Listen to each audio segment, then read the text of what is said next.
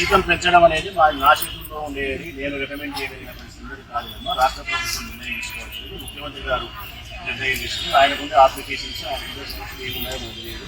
మీకు తెచ్చితే మున్సిపాలిటీలో పెట్టారా, మీరు తెచ్చి ఆచారంలో పెట్టారా, ఎలక్షన్లకు అందరూ చేస్తారా, ఎన్ని ఇబ్బందులు 10,000 కోట్ల బడ్జెట్ అవుతారని ఆలోచన చేసుకుని ఆయన ఇబ్బంది ఉంటారు. సమయం ఇస్తే చేస్తామనే మాట ఆయన చెప్తా ఉన్నారు. ఆ సమయం ఇవ్వలేక మీరు రంగంలోకి దిగారు కాబట్టి ఒకరమన్నా పెంచుకోకుండా మానుకోవాలంటే మీరు ఏదో మీకు సాటిస్ఫై కావడం లేదు. మీ బాధ లేదు, అలాగే మీ బాధ లేదు.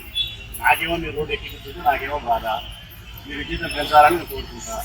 అది ఎక్కువ తక్కువ ఆడపిల్లలు కష్టపడుతున్నారు, పని చేస్తున్నారు. ఏమో 2,000 3,000 జీతం పెరిగిన మాత్రం నష్టమే ఉంది నేనంట. కానీ పెంచేవాడికి సమస్య పెంచేవాడికి ఉంటాయి. ఏమైతే మాకు లోకల్గా మేమైతే మీరు ఎప్పుడు అంగన్వాడీ వర్కర్లకు మేము వ్యతిరేకమైతే కాదు. ఆడపిల్లలకు ఎప్పుడు కూడా ఈ అన్న అనుకూలంగానే ఉంటాడు. మేలు జరగాలని ఎక్కువ నా వ్యక్తిగతంగా నేను చేయాలనుకునే పరిస్థితి మీటింగ్ పెట్టుకొని మనం మాట్లాడుతున్నాం. రాష్ట్ర ప్రభుత్వం కానీ మీరు కానీ రాష్ట్రంలో ఎవరు ఆలోచించే విధానం ఎప్పుడో 2 నెలల కిందటే ఆలోచించి మిమ్మల్ని పిలిచి నేను చెప్పినాను. ఏమని రిటైర్డ్ అయినప్పుడు 50,000తో మీరు ఇంటికి పోవడం అనేది ఇది ఇబ్బందిగా ఉంది, నాకు కూడా మనసు కష్టంగా ఉంది. కొంత ఫైనాన్షియల్గా మీకు సపోర్ట్ ఉండాలనే ఉద్దేశం ఆలోచించినా కాబట్టి మా సొంత డబ్బులైనా బ్యాంకులో ఫిక్స్డ్ డిపాజిట్ చేసి మీ ఏజ్ ప్రకారం 62 సంవత్సరాల కాదు రిటైర్డ్ అయ్యేది. 62 ఏళ్ళు వచ్చినా మీ అందరూ రిటైర్డ్ 2 లక్షల రూపాయలు మీకు వచ్చేటట్టు నా డబ్బులు వేసి మీకు చేయాలనే ఉద్దేశం నాకు చెప్పినానా. నన్ను మీరేం అడగలే, నాకేం బాధ్యత లేదు. నేను వేసినా వేయకపోయినా నాకేం మీరు ఓటు వేయకుండా పోరు. వేసినా వేయకపోయినా విద్యార్థి చెల్లెలు నాకే ఓటేస్తారు. తక్కువ మంది మాత్రమే నాకు ఓటు వేయరు. నాకు తెలుసండి, నేను అమృతం ఇచ్చినా కూడా తక్కువ మంది నాకు ఓటు వేయరు. ఎందుకంటే ఇది ప్రజాస్వామ్య దేశం. ఎవరికుండే ఇబ్బందులు వాళ్ళకు ఉంటాయి, ఎవరికుండే అవసరాలు వాళ్ళకు ఉంటాయి.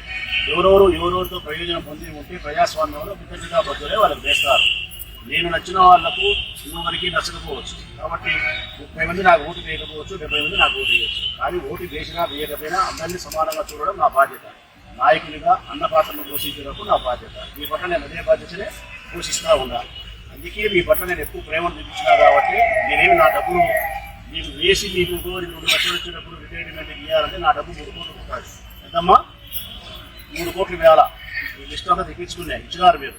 ఫోటోలు పేరు అన్ని ఇచ్చినారు, ఎంసీ లోపల అన్ని ఇచ్చినారు మీరు, తీసుకున్నా. నా దగ్గర డబ్బు వసూలు తీసుకొని మీకు వేయాలన్న ఉద్దేశంతోనే ఉండాలి. ఇది నేను చేయగలిగింది. మీరు 50,000 మీకు ఇస్తాన్నారు, ప్రభుత్వం 50,000 పెంచి 1,00,000 ఇస్తా ఉంటాను. నేను 2 లక్షలు ఇవ్వాలని ఉన్నా మీకు, నా డబ్బు వేసి.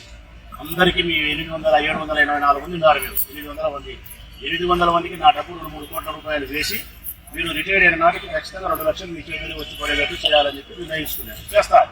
ఈ ముందు కాకపోయినా వారానికైనా 10 రోజులకైనా నెలకైనా చేసి మీకైతే వరకు ఇస్తా.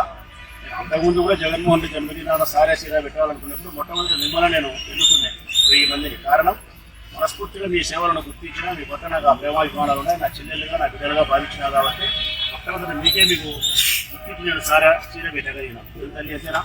మీరు పిలిచిన ప్రతిసారి పలకగలిగిన, మీరు చెప్పిన ప్రతి పనిని నా చేతులన్నీ చేయగలిగిన, ఎక్కడే కానీ మీ విషయంలో స్పందించకుండా పోయా. అధికారంలో ఉన్న ఎమ్మెల్యే కూడా మీ దగ్గరకు వచ్చి ఏం చెప్తాను, నేను మీకు జీతం పెంచాలని కోరుకుంటాను, జీతము పెంచాలని కోరుకుంటాను. నాకే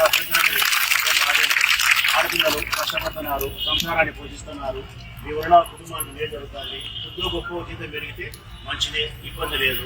ఇక నా చేతిలో ఉండేది అండగా నేను చేసేది అయితే ఆ డబ్బులు వేసి మీకు ఎక్కువసారి 2 లక్షలు వచ్చే ఏర్పాటు ఇవ్వాల్సిన పని చేస్తాను. మీ తరఫున ముఖ్యమంత్రి గారు చెప్పే రోజు చెప్పే అవకాశం నాకు వస్తే మీకు అనుకూలంగా జీతం వేసి చెప్తాను.